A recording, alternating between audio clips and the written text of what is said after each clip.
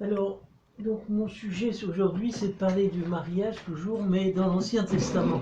Après, évidemment, ce qu'on a vu la fois dernière, c'est-à-dire les 3 premiers chapitres de la Genèse.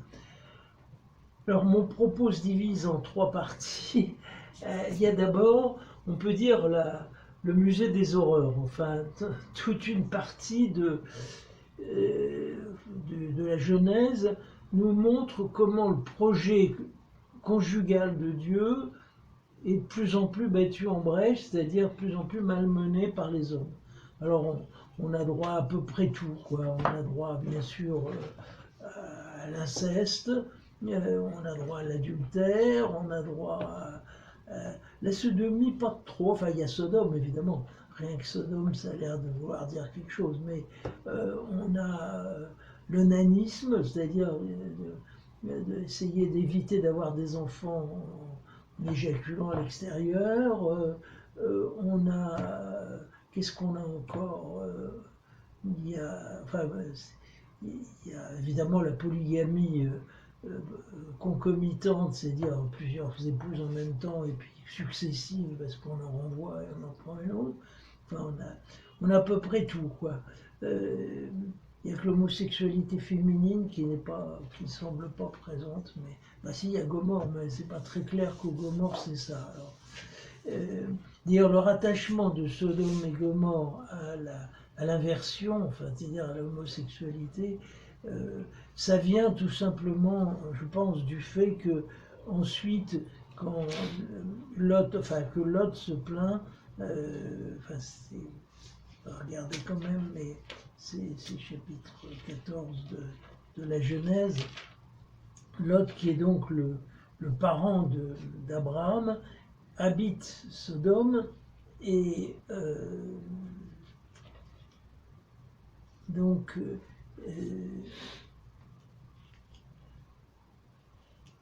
on nous décrit donc Lot était là quand il était couché, que la maison fut cernée par les hommes de la ville, les gens de Sodome, depuis les jeunes gens jusqu'aux vieux, tout ce peuple sans exception. Ils appelèrent alors et lui dirent: où sont les hommes qui sont venus chez toi? Alors les hommes, en fait, c'est les anges qui accompagnaient Dieu chez Abraham. Où sont venus chez toi? Amène-les-nous pour que nous en abusions. Alors, donc, ils ont vu des hommes et ils ont envie d'en profiter pour un très mauvais usage. Donc, il y a une description, en tout cas sans complaisance, des misères de la sexualité et de la dérive, on peut dire, du projet conjugal de Dieu qui apparaît au fur et à mesure que le péché se développe. Hein, et alors on peut rattacher tels textes à tels.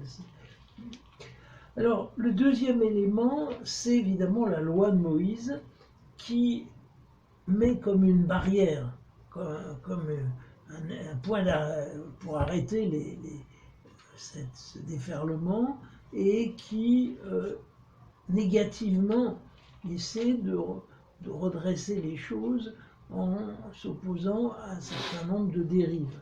Alors, la principale, évidemment, c'est l'inceste, parce que l'inceste a une valeur un peu générale. Vous savez, l'inceste, c'est la relation avec quelqu'un de sa même parenté, quoi.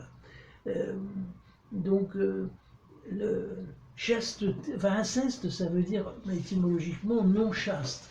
C'est-à-dire que parmi toutes les choses qui peuvent arriver, c'est comme si c'était finalement la plus caractéristique de toutes. L'inceste, c'est le refus du projet de Dieu sur l'homme et la femme, qui était justement que le mariage ait lieu en dehors du clan familial, soit quelque chose, une alliance, un acte de liberté, pas qu'elle ait lieu dans le cadre de la famille. Donc l'inceste, alors tout ça, c'est presque entièrement rassemblé dans un texte très important du Lévitique qu'on appelle la loi de sainteté. Le Lévitique, si vous avez essayé de vous promener dedans, c'est pas un texte facile, commence par des choses extrêmement minutieuses sur les sacrifices, etc. Mais il y a un trésor dans le Lévitique, c'est le milieu, c'est-à-dire ce qu'on appelle la loi de sainteté, qui là résume de façon forte les principales exigences de Dieu à son peuple, et c'est là que revient comme un refrain, je suis le Seigneur. Vous ne pouvez pas faire ça parce que vous êtes un peuple saint, vous êtes un peuple qui est fait pour le Seigneur. Et donc, alors, les questions concernant le mariage sont pratiquement toutes dans le chapitre 18. Le Seigneur parla à Moïse et dit, parle aux enfants d'Israël et dis-leur, je suis le Seigneur votre Dieu, vous n'agirez point comme on fait au pays d'Égypte où vous avez habité. Vous n'agirez point comme on fait au pays de Canaan où moi je vous mène. Vous ne suivrez point leurs lois, ce sont mes coutumes que vous appliquerez, mes lois que vous garderez, c'est d'après elles que vous vous conduirez. Il faut dire qu'effectivement, les peuples qu'on peut connaître, l'Égypte se rendait célèbre quand même par un inceste ouvert, puisqu'il n'était pas rare que le pharaon épouse sa sœur. Alors, c'était pas répandu dans la population, c'était uniquement les très hauts niveaux de la société, mais enfin, c'était quand même pas, c'était pas un exemple. Donc, vous ne ferez point comme les Égyptiens, ni Cananéens, vous ne suivrez point leurs lois. Je suis le Seigneur votre Dieu, vous garderez mes lois, mes coutumes, qui les accomplira et trouvera la vie. Je suis le Seigneur, toujours le refrain qui arrive. Aucun de vous ne s'approchera de sa proche parente pour en découvrir la nudité. Découvrir la nudité. Ah, voilà Jean-François. Voilà, installe-toi. Bon, j'étais sur l'Ancien Testament. Et j'avais commencé par ce que j'ai appelé le musée des horreurs, c'est-à-dire toutes les dérives. Peut-être une place encore besoin là. Toutes les dérives qui peuvent exister en matière de sexualité qui sont étalées littéralement dans le livre de la Genèse. Le viol, l'adultère, l'inceste, l'homosexualité, l'ananisme, enfin, on en a pour tous les goûts. Alors le deuxième volet, c'est la loi. La loi qui oppose en quelque sorte une barrière en dressant une ferme résistance face à certains comportements. Donc, aucun de vous ne s'approchera de sa proche parente pour en découvrir la nudité. Alors la formule « pour découvrir la nudité », on voit ce que ça veut dire, c'est-à-dire avoir des relations sexuelles.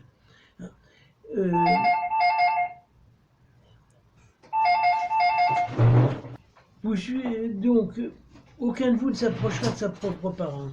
Tu ne découvriras pas la nudité de ton père, ni la nudité de ta mère. C'est ta mère, tu ne découvriras pas sa nudité. Tu ne découvriras pas la nudité de la femme de ton père.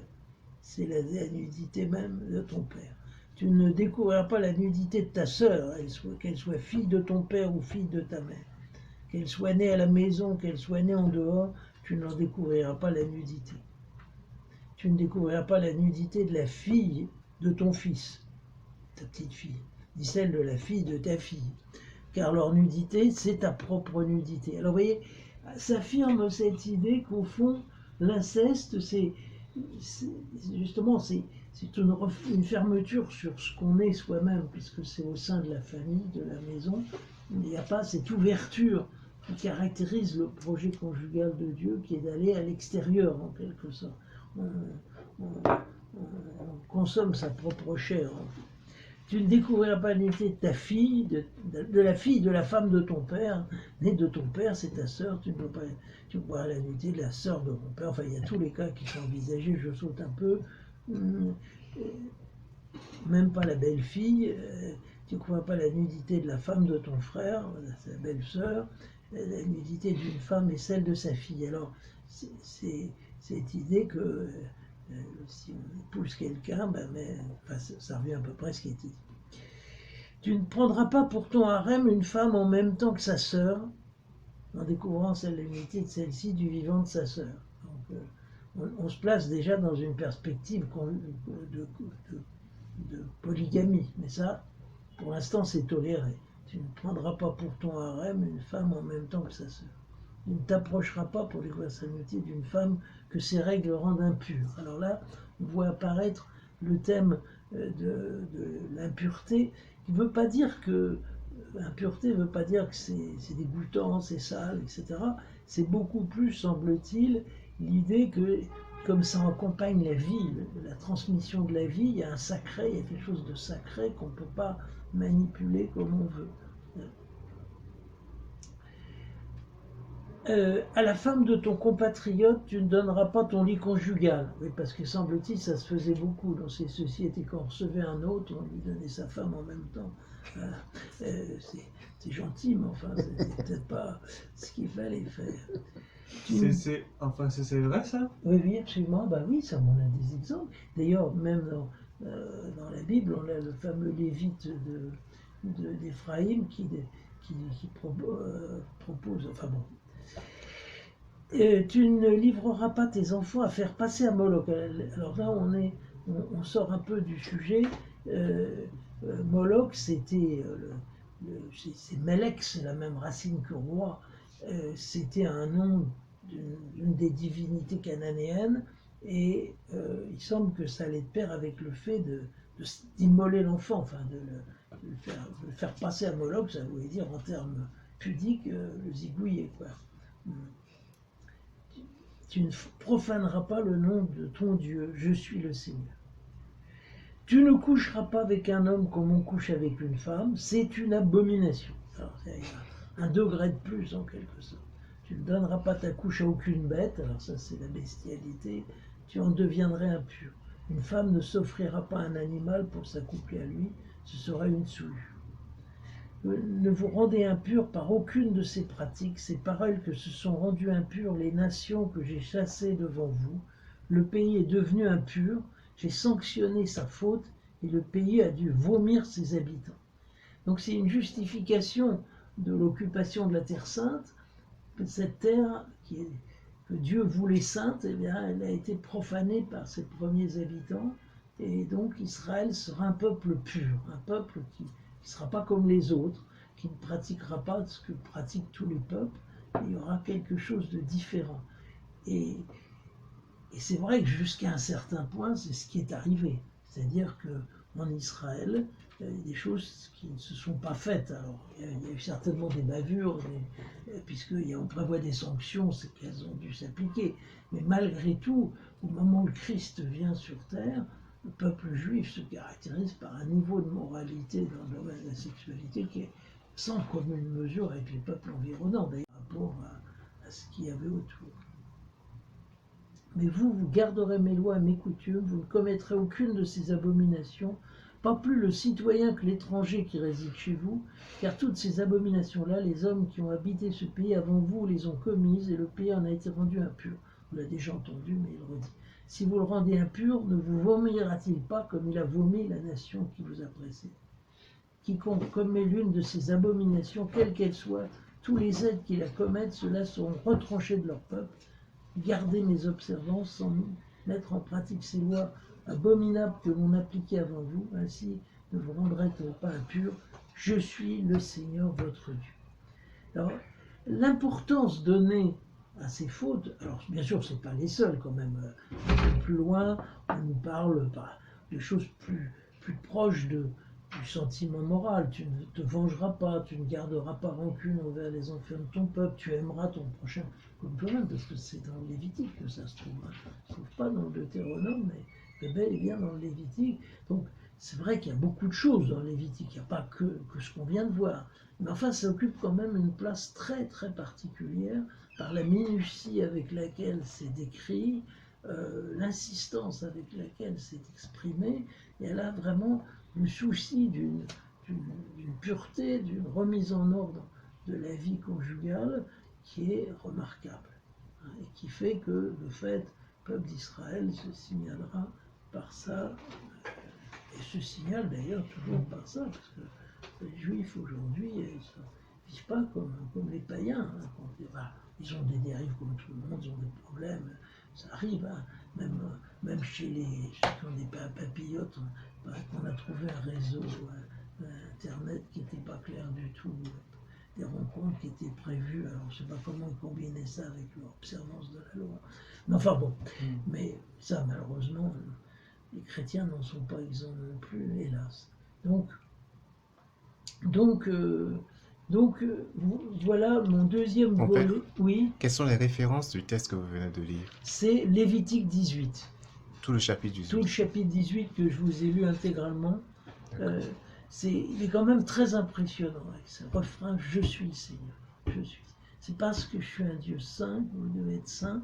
Et une des manières, la sainteté, comme on l'a souvent dit, vous savez, c'est la séparation pour Israël. C'est-à-dire de ne pas tout mélanger, de ne pas être, de savoir faire des distinctions en disant ceci est possible et ceci n'est pas possible. Ceci est conforme aux intentions de Dieu. Donc c'est pas du tout la sexualité dans son ensemble qui est visée, bien évidemment. Mais il y a des choses qu'on ne fait pas.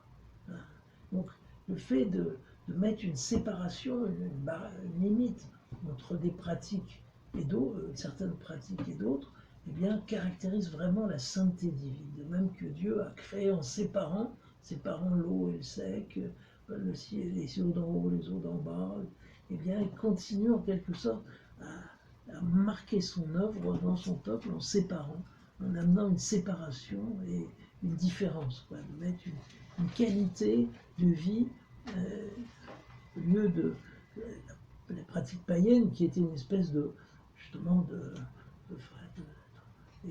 d'exultation dans les forces vitales en donnant cette sexualité débridée, une sorte d'impression enfin c'est les bacchanales des Grecs, c'est un mélange d'ivresse, de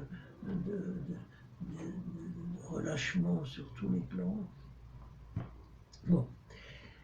Alors, ça, c'est mon deuxième volet. Mon troisième volet, qui est beaucoup plus positif cette fois-ci, c'est ce que Dieu révèle de son projet auquel il n'a pas renoncé et qui va bien au-delà des interdits du Lévitique. C'est vrai que dire les choses négativement, ça ne suffit pas à dire ce que Dieu veut pour le couple humain. Alors, la manière la plus paradoxale que Dieu a eue de révéler ses intentions sur le couple humain, c'est de se servir de cette image des relations de l'homme et de la femme pour parler de ses propres sentiments vis-à-vis de son peuple. Alors vous savez, connaissez tout ça, c'est la fameuse comparaison nuptiale qui commence avec Osée au 8e siècle, qui continue dans Isaïe, toujours au 8e siècle, qui prolonge chez Jérémie au 7e siècle et chez Ézéchiel, 4 prophètes qui ont filé cette comparaison de façon extraordinaire. Mais il faut bien dire que c'est chez Osée qu'elle a le plus de force. D'autant plus que c'est pas seulement une comparaison, puisque Osée va en quelque sorte vivre ce que Dieu déclare de son amour pour Israël à travers une relation difficile qu'il a avec sa femme. Alors, donc, le livre d'Osée, Osée fait partie des 12 petits prophètes. Un jour, on fait l'examen de savoir, de donner la liste des 12 petits prophètes. Sœur Françoise a une chanson pourra vous apprendre pour connaître dans l'ordre le nom des 12 petits prophètes. Et le dernier, c'est Malachie. Ça se termine comme ça. Donc, Osée a reçu de Dieu l'ordre d'épouser une femme pas sérieuse du tout. Donc, quand le Seigneur commença de parler par Osée, le Seigneur lui dit « Va prendre une femme portée à la prostitution et des enfants de prostitution, car le pays abandonnant le Seigneur ne fait que se prostituer. » Donc voilà, le pauvre Osée est chargé de cette tâche invraisemblable de prendre une épouse vicieuse, ou en tout cas très portée sur l'inconduite, et avec elle de faire l'expérience de ce que c'est reprendre quelqu'un qui vous a trahi et d'essayer de la ramener à un meilleur sentiment. Donc voilà ce que... Donc, il s'en alla donc, Osée, il parle de lui là, il s'en alla donc prendre Gomer, fille de Diblaïm, qui conçut et lui enfanta un fils, bon, etc. Donc elle met au monde 2 enfants, 3 enfants même, Et là-dessus, Dieu révèle à Osée son amour pour Israël. Accusez votre mère, accusez-la, car elle n'est plus ma femme, je ne suis plus son mari, qu'elle bannisse de sa face ses prostitutions, d'entre ses seins ses adultères, sinon je la déshabillerai toute nue, je la mettrai comme au jour de sa naissance, je la rendrai semblable au désert, je la réduirai en terre aride, ferai périr de soif, je n'aimerai pas ses enfants, car ce sont des enfants de prostituées, leur mère s'est prostituée, elle, celle qui les a conçus, s'est déshonorée. Et donc, colère de Dieu contre son peuple qui l'a trahi, prend les sentiments de l'époux trahi, hein, qui forcément se met en colère et se dit oh, mais c'est pas possible, etc. Mais la pointe de ça, c'est que ça ne va pas s'arrêter là. Donc, au sommet de la colère, j'obstruerai ses routes pour qu'elle ne trouve plus ses sentiers, elle poursuivra ses amants, il ne les atteindra pas, je les chercherai, il ne les trouvera pas. Alors elle dira, alors voilà, Dieu se met à rêver l'amour en retour. Je veux revenir à mon premier mari, car j'étais plus heureuse autrefois qu'aujourd'hui. Un peu comme l'enfant prodigue, ça. J'étais mieux chez papa. C'est pourquoi je vais la séduire. Je vais la conduire au désert et parler à son cœur. Alors pourquoi le désert? C'est parce que ça rappelle évidemment les 40 ans par lesquels Israël est passé avant d'entrer en terre promise. Donc c'est un retour par la période de cette intimité plus grande entre Dieu et son peuple. Le temps du désert, qui n'a pas été idéal, on sait ça par le livre des Nombres, mais enfin, on les voit, on l'idéalise maintenant, on voit ce temps où le peuple était tout entier à son Dieu. Je vais la conduire au désert et parler à son cœur, je lui rendrai ses vignobles, je ferai du Val d'Achor une porte d'espérance, car elle répondra comme au jour de sa jeunesse. Alors, le prophète rêve un peu, il rêve sur celle qui l'a trahi, et rêve que en ce jour-là, elle m'appellera mon mari. Elle ne m'appellera plus mon Baal, c'est-à-dire mon patron. J'ôterai de sa bouche les noms des Baals, elle ne prononcera plus les noms. C'est merveilleux cette perspective de Dieu rêve de trouver. Je te fiancerai à moi pour toujours, je te fiancerai dans la justice et dans le droit, dans la tendresse et dans l'amour, je te fiancerai à moi dans la fidélité. Voilà. Le rêve d'un amour partagé après une crise assez terrible, hein, le rêve que. Donc, et évidemment, ce qui est mis en valeur, c'est la fidélité de Dieu qui, malgré la rupture, reprend celle qui l'a trahi. Alors il faut vous dire que c'est très audacieux parce qu'en Israël, c'était mal vu. Hein, quand une femme s'était mal conduite, il fallait absolument que son mari la renvoie et ne soit plus jamais avec elle. Il est même considéré comme une souillure. Eh bien là, Dieu passe par-dessus cette souillure et au contraire reprend celle qui l'a trahi. Et il est évident qu'il demande au prophète de faire pareil avec sa femme.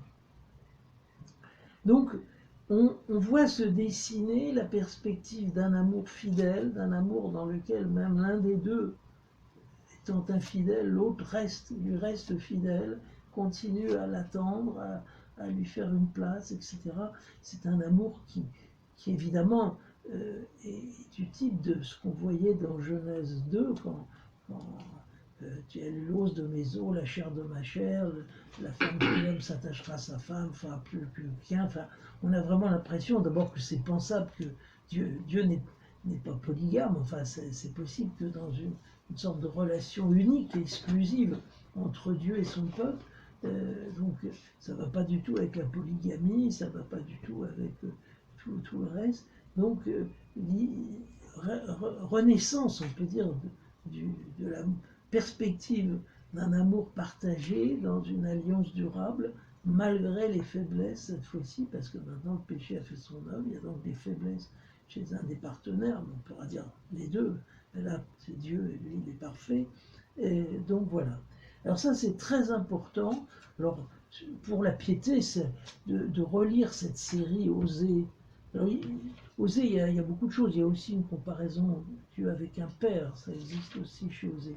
Mais Isaïe, et puis surtout Jérémie. Alors Jérémie dramatise encore un peu plus l'affaire. On voit Dieu a trouvé cette femme qui baignait dans son sang, qui était une pauvre fille, qui avait personne, qui a été jetée dans la nature. Elle s'est éloignée, mais malgré tout, il va la reprendre, etc. Enfin, c'est plus dramatisé chez Jérémie. Et chez Ézéchiel, alors, ça occupe au moins 4 chapitres, alors ça devient un peu brutal à la fin, parce que Dieu se fâche très fort et menace très fort. J'ai pas compris, enfin, ce que vous avez dit juste avant de vous lancer dans l'utilisation de l'imagerie nuptiale par la Bible. Vous avez dit que Dieu se sert de ça pour parler de lui ou pour parler du mariage. Mais un peu les deux, bien sûr, avant tout, parler de son amour, mais indirectement, on peut dire, il va montrer à quelle hauteur peut s'élever le mariage si jamais il était comme il veut. D'accord. Et alors on a de ça quelque chose qui est assez impressionnant, qui est un texte évidemment tardif de la Bible, qui est le livre de Tobie, qui est au fond construit autour de l'amour conjugal, dans lequel on voit, alors je ne sais pas si vous avez présent en tête l'histoire de Tobie, alors c'est un roman, hein, il n'y a pas de réalité historique derrière ça, c'est un beau récit qui met en valeur, alors il y a beaucoup de thèmes dans le livre de Tobie, il y a la piété filiale, parce que Tobie a un papa qui est devenu aveugle et il parcourt le monde pour chercher de quoi le soigner. Donc il y a la piété filiale, c'est là qu'il y a l'ange Raphaël qui apparaît, il y a les anges qui se mêlent à la vie des hommes, enfin il y a beaucoup de belles choses. Mais il y a aussi finalement une très belle histoire d'amour, qui cette fois-ci est d'une qualité tout à fait rare, entre une certaine Sarah, donc Sarah, fille de Raguel, qui habitait Ecbatane en Médie. Alors on est du temps de la déportation, donc les Israélites ne vivent plus en Terre Sainte, ils habitent chez les Perses, là. Ecbatane, c'est en Médie, c'est chez les Perses. Donc on nous raconte... alors cette pauvre femme a beaucoup de malheur. Hein, et à chaque fois qu'elle se marie, le gars il meurt dans la nuit qui suit, pendant la nuit de noces. Alors évidemment ça lui fait, je veux dire, non pas les gens, après les prétendants ne courent plus beaucoup après elle, après ce qui est arrivé. Donc elle est complètement désespérée. Alors en fait on découvre qu'il y a un démon qui est derrière, et qui tue les hommes les uns après les autres avant qu'ils ne se soient unis ensemble. Alors et en plus elle est encore vierge avec tout ça. La servante de dire oui c'est toi qui tues tes maris. Elle est gentille la fille, c'est toi qui tues tes maris, en voilà j'ai 7 à qui tu as été donné, tu n'as pas eu de chance une seule fois. Si tes maris sont morts, ce n'est pas une raison pour nous châtier. Ouais. Donc elle se venge des... Alors donc la pauvre Sarah va dans la pièce la plus retirée de la pièce et elle prie Dieu. Alors une très belle prière. Elle pria, tu es béni Dieu de miséricorde. Donc elle dit son malheur, quoi, d'être cette malheureuse qui porte malheur à tous ses prétendants. Et il y a un lien de parenté lointain entre elle et Tobie, qui vient de son côté à Ecbatane parce que son père l'a chargé d'une commission pour son cousin. Donc voilà Tobie qui va arriver, et vous imaginez déjà que ça va se terminer bien, parce que Tobie, ayant accompli sa mission, eh bien, demandera la main de Sarah, et là, les choses se passeront bien, mais on va voir comment.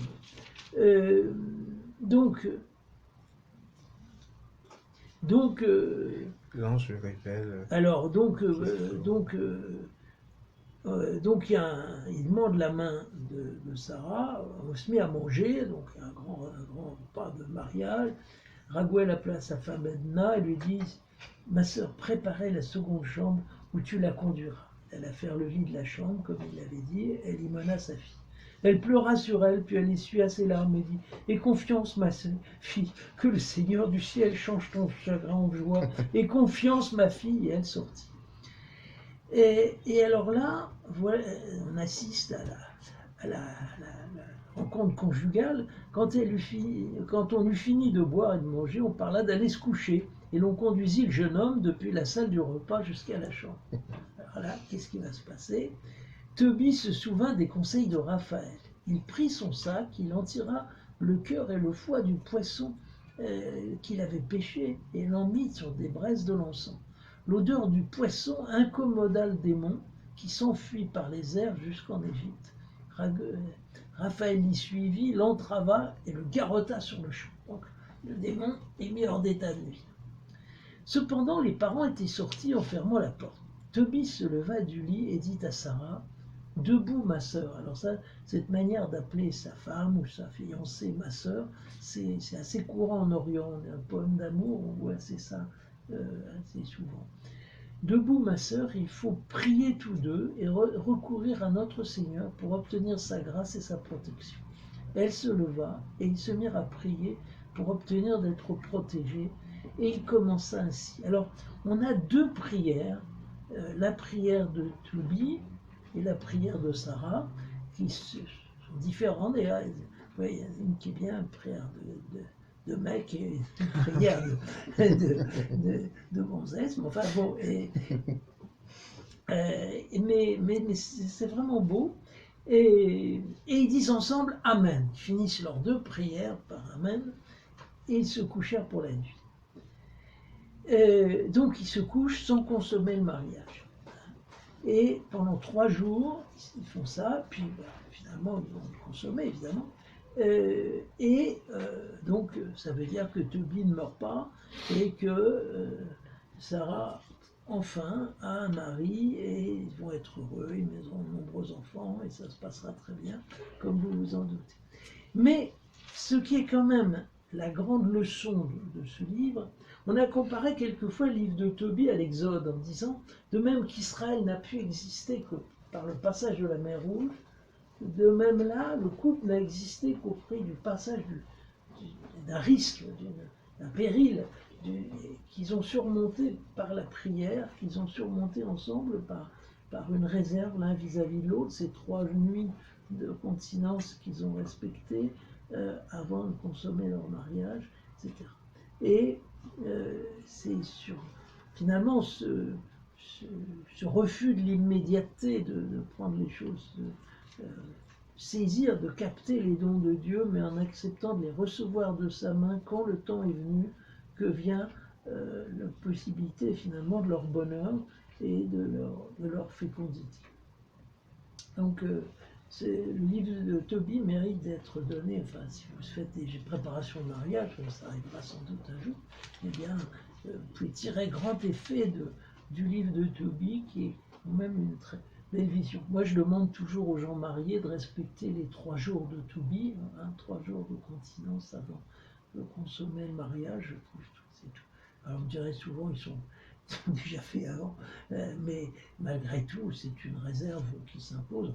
Puis on essaie qu'il y ait quelques chrétiens quand même qui soient obéissent et soient fidèles à ce que Dieu demande. Donc voilà. Donc l'Ancien Testament, vous voyez, c'est un tableau contrasté. Nous avons une vision sans indulgence des misères humaines et de la dégradation dans laquelle tombe l'amour conjugal. Nous avons une loi qui est comme une haie protectrice qui n'empêche pas tout, notamment elle n'empêche pas la polygamie, mais malgré tout, elle évite les plus grosses dérives. Et puis, en positif, vous avez les prophètes qui chantent un amour de Dieu pour son peuple, qui est une grande et belle chose. Et puis finalement, l'histoire de Tobie qui va dans le sens positif. Voilà.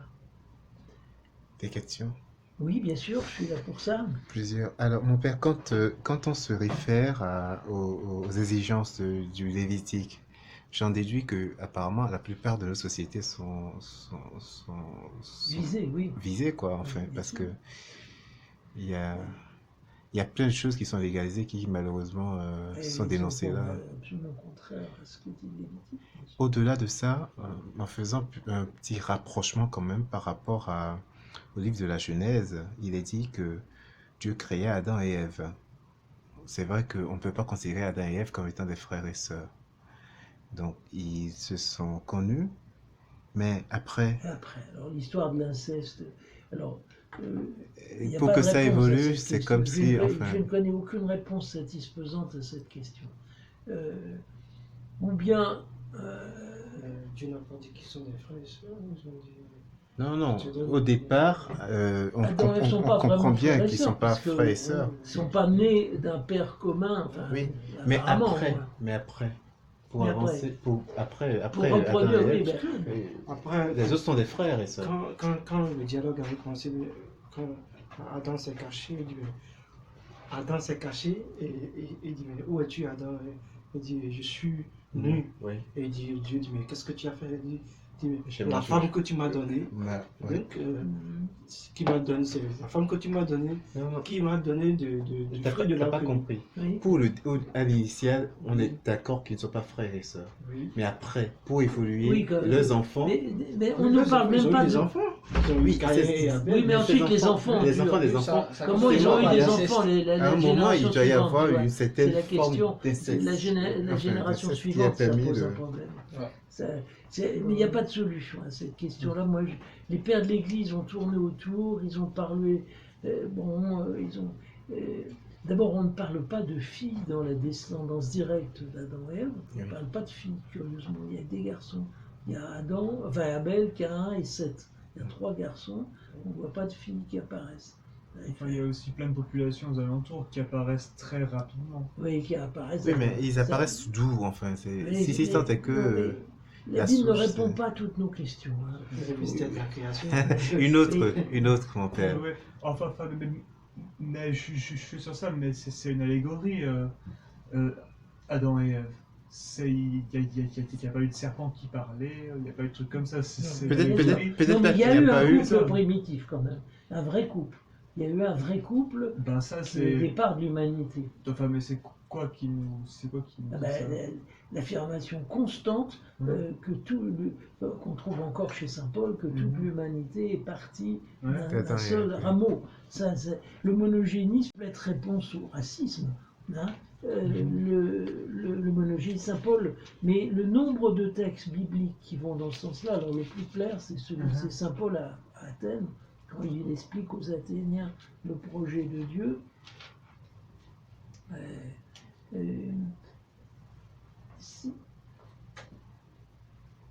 Bon, Dieu n'est pas servi par des mains humaines. Il a fait habiter sur toute la terre tout le genre humain issu d'un principe unique. Il a fixé au peuple les temps qu'il aurait été parti. Voilà. D'un principe unique. Il y a une variante d'un seul sang, d'une seule nation, mais enfin d'un principe unique. Et alors on le trouve aussi dans les écrits de sagesse. Il y a plusieurs mentions de. Je crois que, de toute façon, à l'heure actuelle, du point de vue scientifique, la question est extrêmement complexe et controversée.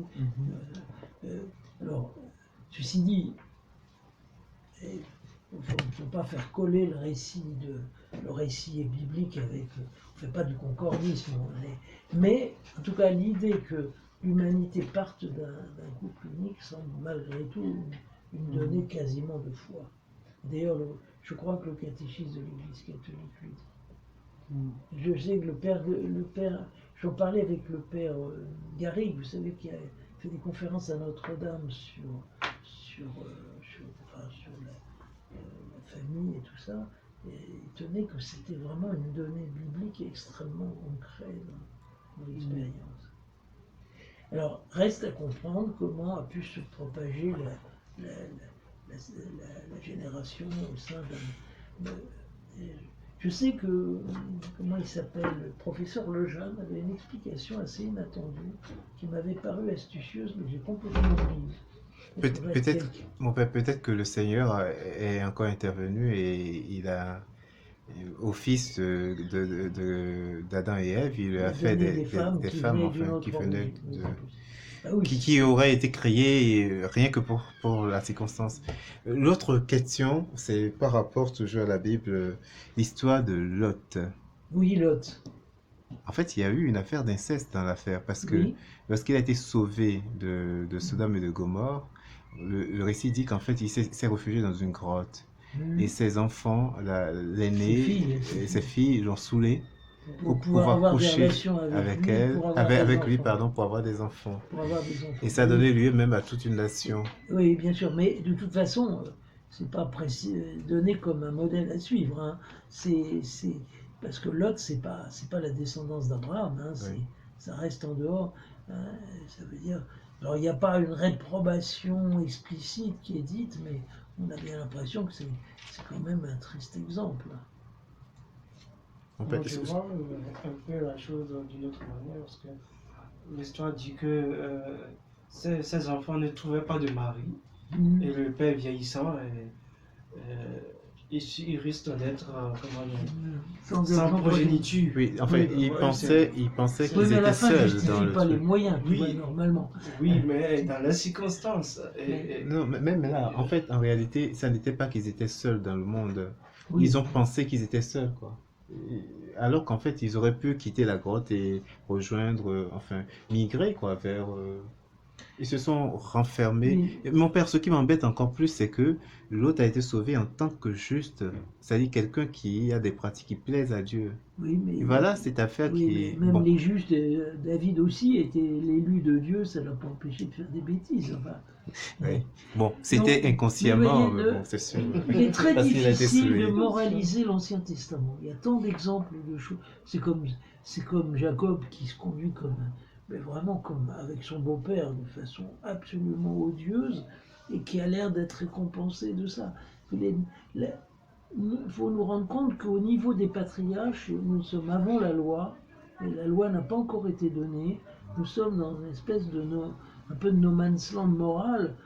Alors bien sûr, il y a la loi naturelle qui est inscrite dans le cœur de l'homme, mais il peut croire que ça, elle parlait pas très fort cette loi. Mais en tout cas, on ne pourra pas faire entrer l'Ancien Testament, et surtout dans les parties les plus anciennes, dans les règles de la moralité. C'est comme si Dieu demande à Abraham de sacrifier son fils. On voit bien que dans la loi, c'est formellement interdit, ça. Oui. Donc Dieu ne respecte pas ce qu'il va imposer à Abraham. Alors, où allons-nous? Donc ne moralisons pas. J'ai toujours pris le principe de dire toute la période antérieure au don de la loi, il faut que nous la regardions comme quelque chose d'assez... une espèce de reliquat d'une humanité qui est encore très désordonnée, très peu unifiée. Et Dieu, avec sa patience habituelle, laisse faire pas mal de choses en attendant de pouvoir dire vraiment ce qu'il veut. Une autre chose, mon père, toujours dans le livre de Lévitique, il est dit la grand-mère ne doit pas voir la nudité de sa petite fille. Oui. Alors, ça m'embête parce que je me dis, parfois on fait appel aux grand-mères pour enfin, soigner leur enfant, leur petit enfant. Mais non, mais la nudité, là, c'est uniquement dans un contexte sexuel. Ah, C'est d'accord. pas Bon, c'est pas genre c'est pas de s'occuper nettoyer. d'un petit bébé. D'accord. Non, c'est pas D'accord. du tout de ça. Une du tout, connotation du tout, du spéciale, tout, non. d'accord. Ouais. Donc voilà, visiblement, c'est un euphémisme. L'hébreu n'a d'ailleurs très peu de mots pour dire. Il n'y a aucun mot en hébreu pour désigner le sexe même de l'homme ou de la femme. Il n'y a aucun mot. C'est très très curieux, la pauvreté en vocabulaire et la pudeur, on peut dire, qui est celle de la Bible malgré tout, même si on raconte des histoires qui ne sont pas toutes très édifiantes, malgré tout, il n'y a pas un vocabulaire. Il y a paraît-il, 26 mots en arabe pour dire le sexe de la femme. Ils sont vraiment très, très équipés là-dessus. Mais il n'y en a pas un seul en hébreu. C'est super.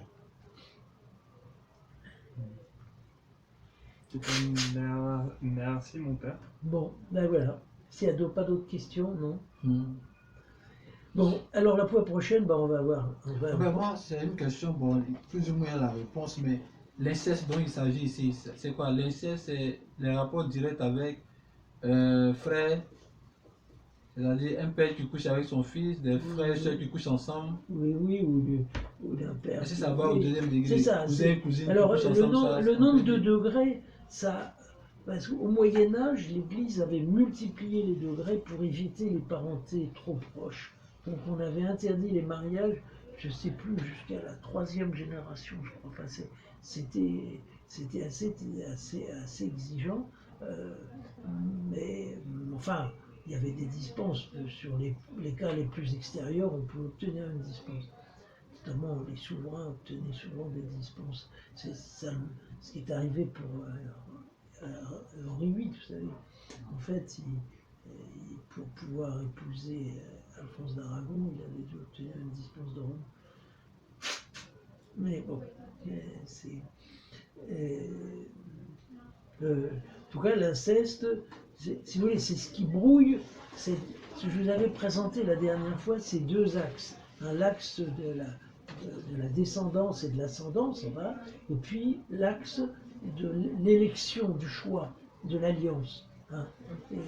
C'est comme la trame et la chaîne. Alors j'ai retrouvé le mot. C'est trame et chaîne. Quand on fait un tissu, vous savez, il y a deux choses qui se rejoignent et qui finissent par faire un tissu. Alors il y en a un, on l'appelle la trame, c'est la partie généralement verticale, et il y a la chaîne qui est dans l'autre sens, qui est horizontale, et qui vient rejoindre le fil. Eh bien, on peut dire que l'expérience humaine, c'est comme un tissu où il y a ces deux directions. C'est comme ça que nous sommes. À la fois, nous transmettons une nature humaine de père en fils, enfin de parent en fils, et puis d'un autre côté, chacun de nous a un destin qui est propre. Je crois que c'est ça le vrai fondement de notre expérience humaine, c'est que nous sommes à la fois héritiers et appelés à forger notre vie, quoi, à lui donner un sens, mais pas à partir de rien. Nous avons reçu une nature humaine. Moi, c'est ma petite anthropologie.